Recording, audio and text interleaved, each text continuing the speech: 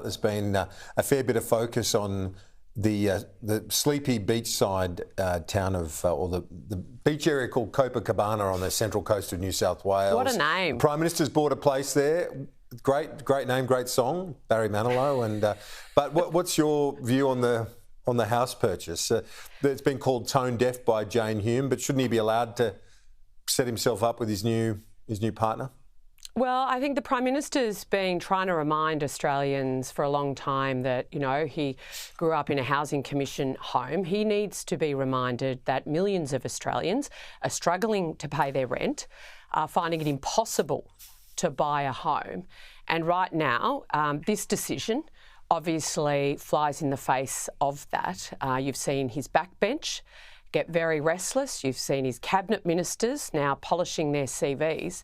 I mean, the home is gorgeous, absolutely gorgeous. It looks like a forever home to me, Kieran. I mean, a new wife, a new home that's not in the seat of Grayndler. For me, that speaks volumes, and I think really attests to the reasons why you see so much agitation within the Labor Party behind closed doors around what are they doing about negative gearing, what a poor decision this was by the Prime Minister.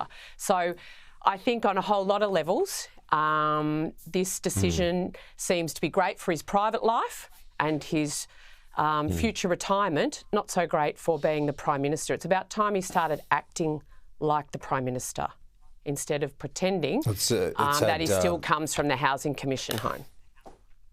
Well, it's had a decent amount of advertising. Maybe its Airbnb popularity might go through the roof. Just quickly on the Queensland election, it looks like the LNP ending their time in the wilderness, the political wilderness in Queensland. Could be an issue, though, for you if you win the next election on the nuclear front. Crisafulli doesn't look like he's sold on it. Well, Kieran, if we are lucky enough to hold the energy portfolio post the next election, we've been unequivocal. We will be moving to end the Commonwealth moratorium on nuclear power generation and get on with building net zero nuclear energy for our future way beyond 2050.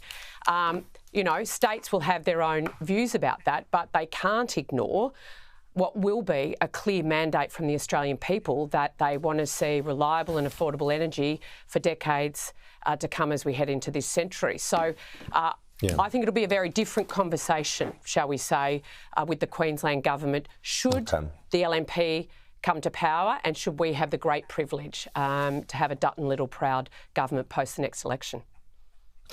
Bridget McKenzie, thanks. I know you've got to get to the airport. Appreciate it. Thanks, Kieran.